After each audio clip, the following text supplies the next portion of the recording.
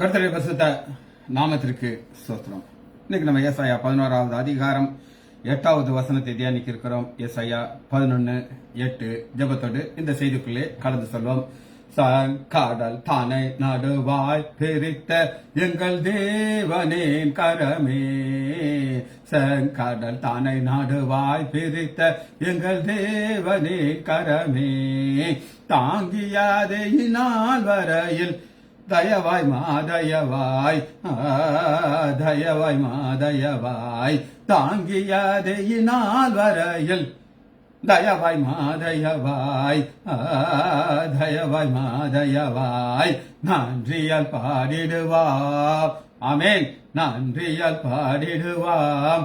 நல்லவர் இயேசு நல்கிய எல்லா நன்மைகளை நினைத்தே, நல்லவர் இயேசு நல்கிய எல்லா நன்மைகளை நினைத்தே, உயிர்ப்பித்தே உயர்த்தினார் உன்னதம் வரைவுடன் சுதந்திரரா இருக்க, உயிர்ப்பித்தே உயர்த்தினார் உன்னதம் வரைவுடன் சுதந்திரரா இருக்க, கிருபையின் மகாதானம் அது வரும் காலங்களில் விளங்க,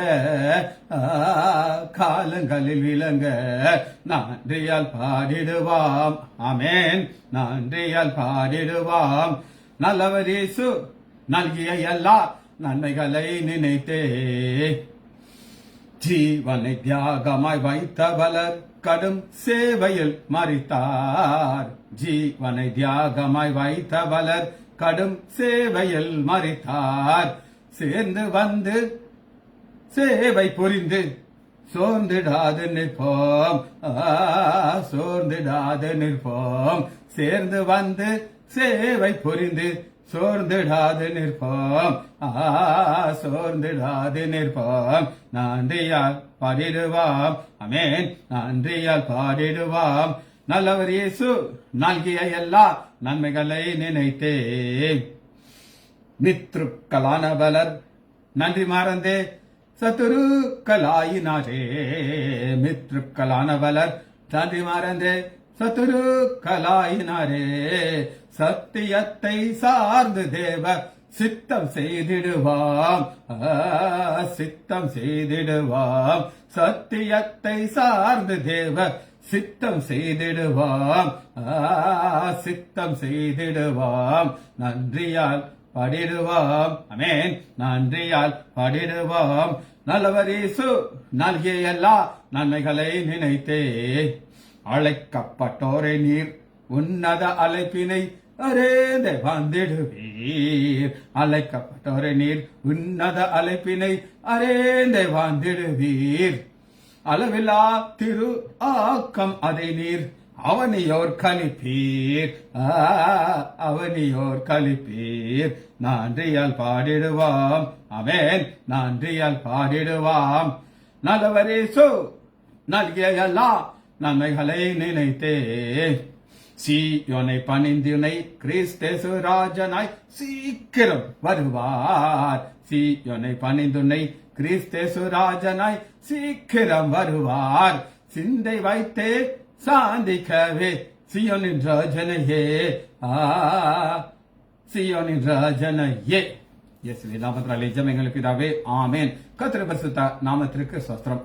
செல்வி teacher praise the Lord, Balasundari praise the Lord, Leela Ammal praise the Lord, Kavitha sister praise the Lord, Arokiaraj brother praise the Lord, Vinotha Gnanam praise the Lord, Maria sister praise the Lord, Daniel Rajesh praise the Lord. சரி, ஏசாயா 11வது அதிகாரம் 8வது வசனத்தை முதல்ல நான் உங்களுக்கு வாசிக்கிறேன். பால் குடிக்கிற குழந்தை விரியன் பாம்பு வலையின் மேல் விளையாடும், பால் மறந்த பிள்ளை கட்டு விரியன் புற்றிலே தன் கையை வைக்கும். சரி, விளையாடும்ங்கிறதுக்கு ஒரு கிரேக் வார்த்தை பிளாசோ, பிளாசோ, PAI, பிளாசோ, பிளாசோ, பிளே விளையாடு, பிளே, பிளாசோ, பிளாசோ, ரைட், விளையாடுதுன்னா பிளாசோ. இது ஒரு குழந்தையுடைய விளையாட்டு போல இருக்கு. குழந்தை விளையாடும் போது அது இன்னசென்ட்டா விளையாடுன்னு சொல்லி நம் ஆண்டவராகிய இயேசு கிறிஸ்து ஒரு சம்பவத்தை சொல்லுகிறார். பாப்போமா? மத்தேயு 11வது அதிகாரம்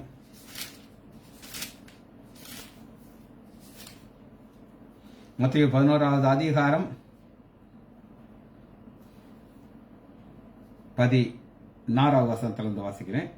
இந்த சந்தியாதியாரை யாருக்கு ஒப்புவிப்பேன்? சந்தை வெளியிலே உட்கார்ந்து தங்கள் தோழனை பார்த்து. இது உங்களுக்கு புரியணும்னா சரித்திர பின்னணி உங்களுக்கு தெரியும். அன்னைக்கு வாழ்ந்த யூதர்கள் அவர்களுடைய அனுதின வாழ்க்கைக்கு தேவைகளை சந்திக்கிறதுக்கு சில காரியங்களை கொண்டு போவாங்க. அவங்க வீட்டில இருந்து சந்தைக்கு கொண்டு போவாங்க. அது ஆடா இருக்கலாம், அல்லது சில ஆகாரமா இருக்கலாம். வீட்டில் விளைந்த பொருள்களை அவங்க என்ன செய்வாங்க, அதை கொண்டு போவாங்க. கொண்டு போய் சந்தையில வச்சு அதை அவங்க விற்பனைக்காக உட்கார்ந்துட்டு இருப்பாங்க. குட்டி குட்டி பிள்ளைகளை வீட்டில் விட்டுட்டு வர முடியாது. அதில் பிள்ளைகளை எல்லாம் கூட்டிட்டு வந்து அங்கே சின்ன ஒரு பார்க் மாதிரி இருக்கும். அதில் அந்த பிள்ளைகளை விளையாட விட்டுருவாங்க. அது பாதுகாப்பாக இருக்கும், அது விளையாடும். இதை ஆண்டவராகிய இயேசு கிறிஸ்து பார்த்து அன்னைக்கு வாழ்ந்த யூதர்களை கம்பேர் பண்றாங்க. எப்ப நீ இந்த குழந்தை மாதிரி விளையாண்டுகிட்டு கிடைக்கிறீங்க, அந்த குழந்தைகள் எப்படி விளையாடும் அப்படின்னு கேட்டீங்கன்னா, மத்தேயு 11வது அதிகாரம் 14 வசனம், உங்களுக்காக குழல் ஊதினோம் நீங்கள் கூத்தாடவில்லை, உங்களுக்காக புலம்பினோம் நீங்கள் மாரடிக்கவில்லை என்று குறை சொல்லுகிற பிள்ளைகளுக்கு ஒப்பாயிருக்கும். இது என்ன அப்படின்னு கேட்டீங்கன்னா, இந்த பிள்ளைகள் வந்து கல்யாண வீட்டுக்கும் போயிருப்பாங்க, துக்க வீட்டுக்கும் போயிருப்பாங்க. அப்ப அதுல ஒரு லீடர் ஒரு ஆள் இருப்பான். அவன் சொல்லுவான், நம்ம இப்ப துக்க வீட்டுக்கு மாதிரி நான் செய்ய போறோம், இந்த பையன் தான் செத்து போயிட்டான், அதனால இவனை நம்ம படக்க வச்சாச்சு, ஒரு பெட்ஷீட் வச்சு மூடி வச்சுருவாங்க. இப்ப அங்க வந்த ஒரு மியூசிக் வாசிப்பாங்க, குழல் ஊதிட்டு இருப்பாங்க. அப்ப இதுல ஒரு 2 பார்ட்டி ஆயிடும். நீ சொல்லி நான் கேட்க மாட்டேன் அப்படின்ட்டு எல்லாம் ரெடி ஆயிரும். படுக்க வச்சாச்சு, குழல் மாதிரி ஒண்ணு வச்சிருப்பாங்க. இவன் ஊதுன்னு வச்சுக்குவான், அவன் ஊத மாட்டான். ஏன்னா நீ சொல்லி நான் கேட்கறதான்ட்டு. சரி, அது ஃபெயிலியர் ஆகி போச்சு. அடுத்து என்ன செய்றாங்க அப்படின்னா, சரி நான் தப்பா சொல்லிட்டேன். குழல் ஊதுறது ஏன்னா கல்யாண வீட்டில் நீங்கள் மாரடிக்கவில்லை, மாரடிக்கிறது தான் அந்த டெத் ஹவுஸ். என்ன அழகா சொல்றாரு பாத்தீங்களா? கல்யாண வீட்டுக்கு வந்தாச்சு, அந்த மியூசிக் வச்சு ஊதணும், எல்லாம் பொண்ணு மாப்பிள்ளை எல்லாம் ரெடி ஆச்சு உட்கார்ந்துருக்காங்க. ஊதுறவே ஊத மாட்டான், ஏன்னா நான் இதுக்கு ஊதணும். அப்ப இந்த சந்ததி அது எப்படி என்றில், யோவான் போஜன பண்ணுறவன் வந்தான், அவனை வந்து பிசாசு பிடிச்சுன்னு சொல்லுங்க. இதை ஒரு கம்பேரிசன் சொல்றேன். அப்ப நம்ம ஃபர்ஸ்ட் பார்க்கறது பிளாசோ. இன்னொரு வசனத்தை நம்ம பார்க்க இருக்கிறோம். 1 கொரிந்தியர் 10வது அதிகாரம் 7வது வசனம். 1 கொரிந்தியர் 10:7. பெரியாள்கள் குழந்தைய போல செய்யறாங்க. இது குழந்தைகளை நான் உங்களுக்கு காமிச்சேன். பெரியார்கள் அது என்னன்னு பாத்தீங்கன்னா, ஜனங்கள் புசிக்கவும் குடிக்கவும் உட்கார்ந்து விளையாட எழுதியிருத்தார்கள் என்று எழுதியிருக்கிறார்கள். சரி, முதல்ல நான் உங்களுக்கு பிளேயை காமிச்சு. 2வது பால் குடிக்கிற குழந்தை, சக்லிங். சக்லிங்னா பால் குடிக்கிற குழந்தை. பிளாசோ, பிளாசோ பாருங்க, THELAZO.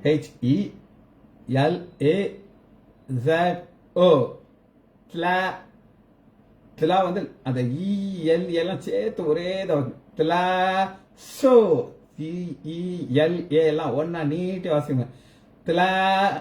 திலாசோ, திலாசோ, சக்லிங், பால் குடிக்கிற குழந்தை.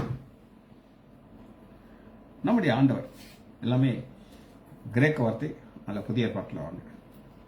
நம்முடைய ஆண்டவராகிய இயேசு கிறிஸ்து மகா உபத்திர காலத்துல என்ன நடக்குங்கிறத தெளிவாக சொல்லுகிறார்.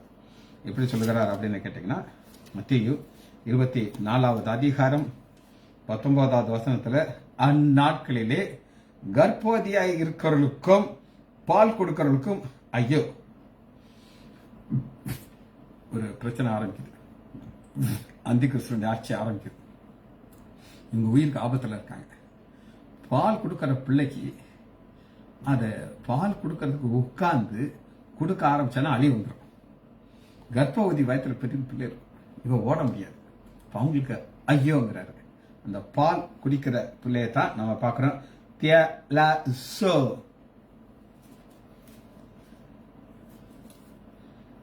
லூக்கா எடுத்துக்கோங்க.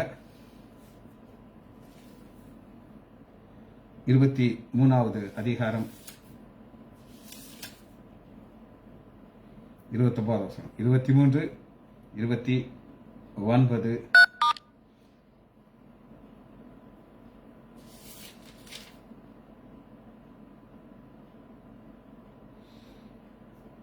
இதோ மலடிகள் பாக்கியவதிகள் என்றும் பிள்ளை பெறாத கர்ப்பங்களும் பால் கொடாத முளைகளும் பாக்கியவன்கள் என்றும் சொல்லப்படும் நாட்கள் வரும். இது ஒன்று. லூக்கா 11வது அதிகாரம் 27வது வசனம்.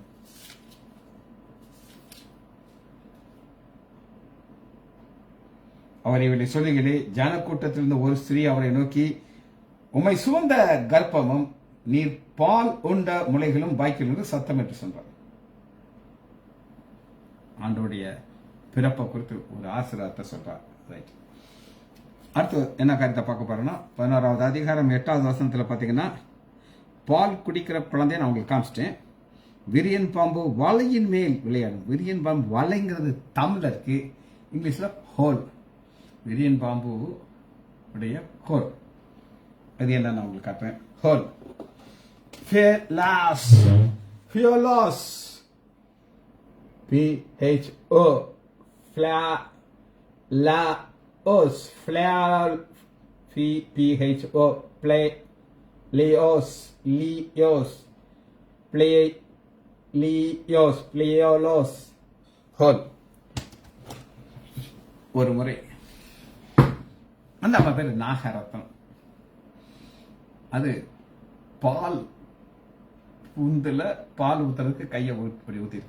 பாம்பு சார் வந்து கையை குத்திச்சு. மதுரை ஜிஹெச்ல அந்த அம்மா இருந்துச்சு. கை ஃபுல்லா செத்து போச்சு. அது அங்க டெய்லி அதை கட் பண்ண வலித்தாங்கன்னு யாராவது சொல்லியிருக்காங்க, வெறும் லைசாண்ட் ஆஸ்திரி போங்க, அவங்க சீக்கிரம் புண்ணு ஆத்திடுவாங்க. அந்த அம்மா ஏறக்குறைய ஒரு மாசம் எங்க ஆஸ்பத்திரியில் இருந்துச்சு. அப்பெல்லாம் அந்த பழைய பில்டிங், இந்த புது பில்டிங்ல வரல. அந்த அம்மா நான் ரவுண்ட்ஸ் போகும்போது, ஏமா உன் பேரு நாக லட்சுமி, பாம்பும் கையை கடிச்சிருச்சுன்னு ஒரு ஜோக் அடிப்பேன். அப்புறம் அந்த அம்மா ரட்சிக்கப்பட்டு ஒரு சபையில போய் அப்போ இருக்க ராபோஜனத்துல பங்கு வரும்போது அந்த பாஸ்டர் கேட்டேன், நீ எப்படிமா ரட்சிக்கப்பட்டேன்னு சொல்லியிருக்கு. நான் லைசாண்ட் ஆஸ்பத்திரியில் கையில புண்ணோட போனேன். அவர் ஆத்தினார். அவர் டெய்லி செய்தி சொல்றாரு. அதை கேட்டு நான் ரட்சிக்கப்பட்டேன் அப்படின்னு சொன்னாங்க. அப்ப பாம்பு புத்து. மத்தேயு 8வது அதிகாரம் 20வது வசனம். மத்தேயு 8:20. ஹோல் குழி. அதற்கு இயேசு, நரிகளுக்கு குழிகளும். நரிகளுக்கு குழி. ஹோல்.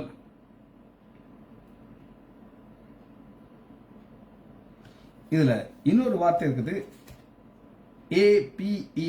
ஆப்பி. எழுதல நான் நீங்க எழுதிக்கோங்க. APE.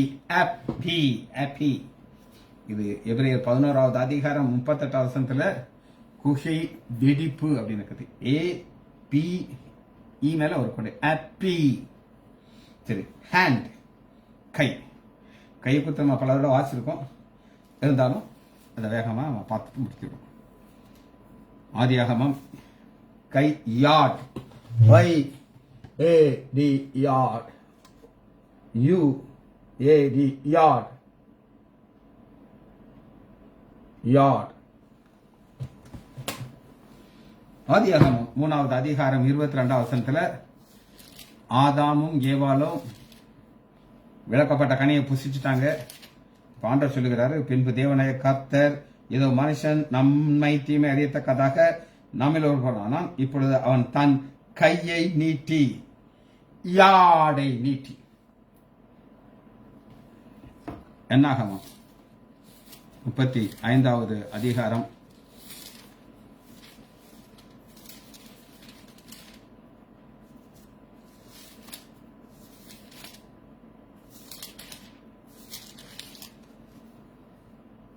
35:17. ஒருவன் ஒரு கல்லை எடுத்து, கல்லை கையில் எடுத்துன்னு சொல்லி இங்கிலீஷ் சொல்றாரு. கையை காணும், ஆனா கை அதுக்குள்ள இருக்குது. எடுத்து ஏசாயா 49வது அதிகாரம் 2வது சத்தத்துல அந்த சொல்ற, என் கையின் நிழலினாலே அவனை நான் மறைத்து. சரி, நம்ம லாங்குவேஜ் பார்த்தாச்சு, நம்ம வசனத்துக்குள்ள போக இருக்கிறோம்.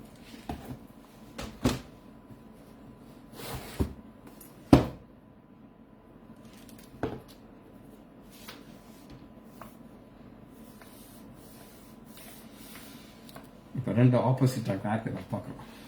ஒரு பக்கம் பால் குடிக்கிற குழந்தை, இன்னொரு பக்கம் பாம்பு. ரெண்டு ஆப்போசிட் கேரக்டர். இதை சின்ன ஒரு கம்பேரிட்டிவ் ஸ்டடியாக நம்ம பார்க்க இருக்கிறோம். இங்க ஃபுல்லா ஏசாயா 11வது அதிகாரத்துல முதல்ல நம்ம பார்க்கறது நம்முடைய ஆண்டவராகிய இயேசு கிறிஸ்து. சந்தேகம் இருக்கா? இல்ல. அவர் மேல என்ன இருக்குன்னா ஆவி இருக்குது. அவர் என்னெல்லாம் ஊழியம் செய்வார், எக்ஸெட்ரா எக்ஸெட்ரா, ஆயிரோட அரசாட்சியில எப்படி அவர் நியாயம் விசாரிப்பதெல்லாம் நம்ம பார்த்தோம். அப்ப இங்க மறைவான ஒரு காரியத்தை உங்களுக்கு காட்டப்படுகிறது. ஏசாயா 7வது அதிகாரம்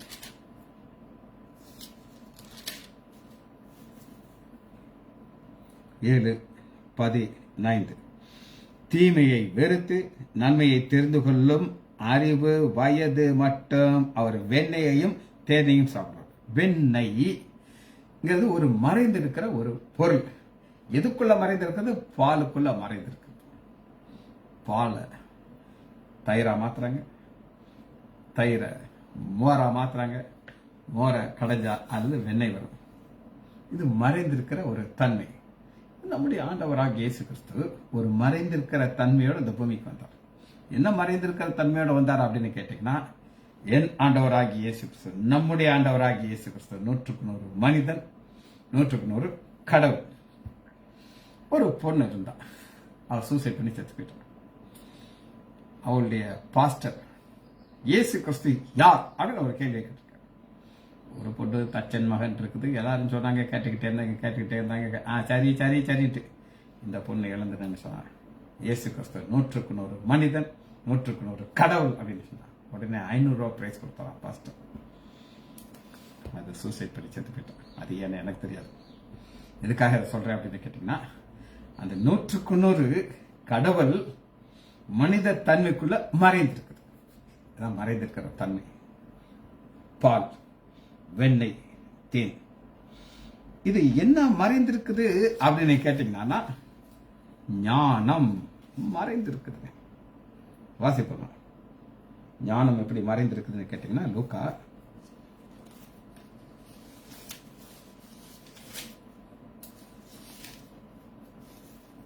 2வது அதிகாரம் 43வது வசனம்.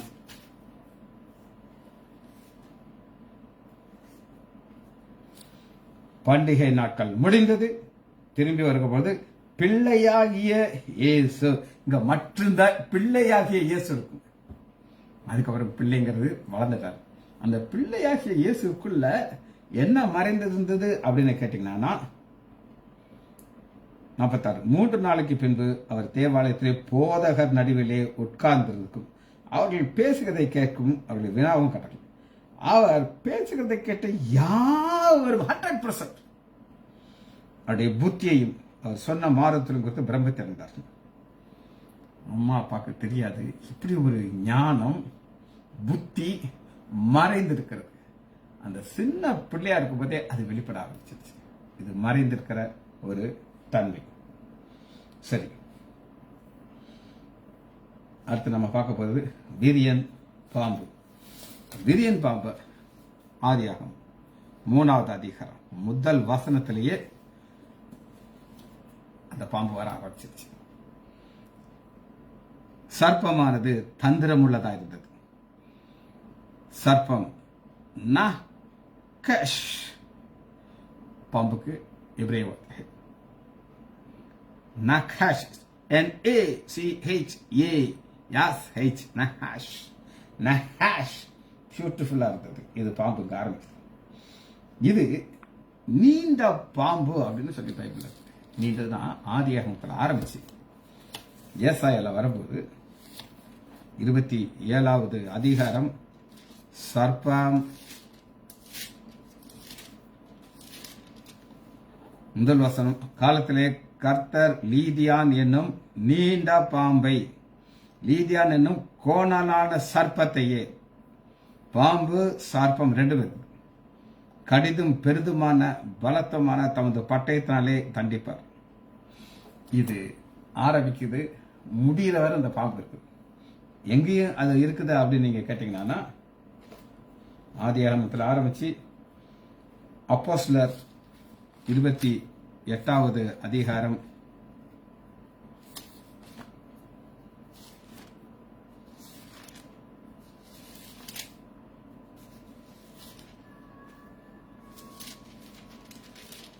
3வது வசனம், மெலிச் தீவுக்கு போய் சேர்றாங்க. 2வது வசனம், அந்நியராகிய அந்த தீவாரர் எங்களுக்கு பாராட்டின அன்பு கொஞ்சம் அல்ல. அந்த வெளியிலே பிடித்திருந்த மழைக்காகவும் குளிருக்காகவும் அவர்கள் நெருப்பை மூட்டி எங்கள் அனைவரையும் சேர்த்து கொண்டார்கள். எல்லாரும் உட்கார்ந்துருக்காங்க. ஆனா சாத்தான்ங்கிற பாம்பு எல்லாரையும் விட்டுட்டு பவுலை பிடிக்குது. ஏன்னா அவன் தான் ரட்சிக்குள்ள வழி நடத்த போறாரு. பவுல் சில வரைகளை வாரி அந்த நெருப்பில் போடுகளே ஒரு வீரியன் பாம்பு, அதே வீரியன் பாம்பு, சேம் டிட்டோ. 11வது அதிகாரம் 8வது வசனம், கட்டு வெறியன் புற்றிலே, சேம் பாம்பு. ஆதியாகமத்தில் ஆரம்பிச்சிச்சு. ஏசாயால பார்த்தோம். பவுல் ஊழியத்தை முடிக்க போறாரு. முடிக்கிற முன்னாடி அவரை காலி பண்ண பார்த்துச்சு. பாம்பு அனல் ஒன்று புறப்பட்டு அவன் கையை காவி கொண்டது. அந்த விஷப்பூச்சி அவன் கையிலே தொங்குறதை அந்நியராகி அந்த தீவார் பார்த்த பொழுது, இந்த மனுஷன் கொலைபாதகன், சந்தேகமில்லை, சமுத்திரத்துக்கு தப்பி வந்தான், இங்க செத்து போயிடுவான். அவன் அந்த பூச்சியை தீயிலே போட்டு ஒரு தீங்கும் அடையாது. அவன் வீக்கம் கண்டு அல்லது சருதியிலே விழுந்து சாவான் என்று அவர்கள் பார்த்துருக்கோம். அவங்களுக்கு தெரியும், இந்த வெறியன் பாம்பு கடிச்சிச்சுனா இன்னும் மூஞ்சி கை காலம் வீங்கிரும், செத்து போயிடுவான், அல்லது ஸ்பாட்ல விழுந்து செத்து போயிடுவான். அவங்க கண்ணால எத்தனையோ பார்த்துருக்காங்க. ஆனா எனக்கு ஒண்ணுமே ஆகல. ஏன்னா அந்த சொல்றாரு, பாம்பு நீ மிதிப்ப அது ஒன்னும் செய்யாது சார்.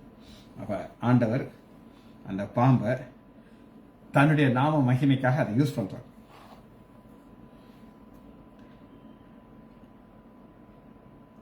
வெகு நேரமாக பார்த்து கொண்டிருந்தும் ஒரு சேதம் வராதனாலே அவர்கள் வேறு சிந்தையாகி இவன் தேவன் எப்படி டக்குன மாறிடுறாங்க. சரி, ஆண்டவர் இப்படித்தான் அவர்களை ஆசீர்வதிக்கிறார். இது நீண்ட பாம்பு அப்படின்னு சொன்னேன். லென்த் கூட. இதனுடைய முடிவை பார்த்து நம்ம முடிக்க போறோம். அது முடிவு எப்படி ஆண்டவர் அதனுடைய கதையை முடிக்க போறாரு அப்படின்னு கேட்டீங்கன்னா, வெளிப்படுத்துதல் 16வது அதிகாரம் எப்படி திருத்துவத்துல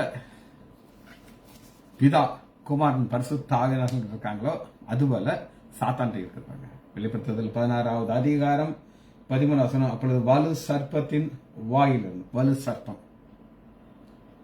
மிருகத்தின் வாயிலும் கள்ள தீர்க்கதரிசியின் வாயிலிருந்தும் தவளைக்கோப்பான 3 அசுத்தாவி புறப்பட்டார்கள். 3 அசுத்தாவி, பிதா குமார் பரிசுத்தாவி 3 வெளியே வருது. 1000 வருட அரசாட்சியில இது ஆண்டவர் என்ன செய்றார் அப்படின்னு கேட்டீங்கன்னா, வெளிப்படுத்துதல் 20வது அதிகாரம் ஒரு தூதர், இதுக்கு ஒரு ஸ்பெஷல் பவர் இருக்கு.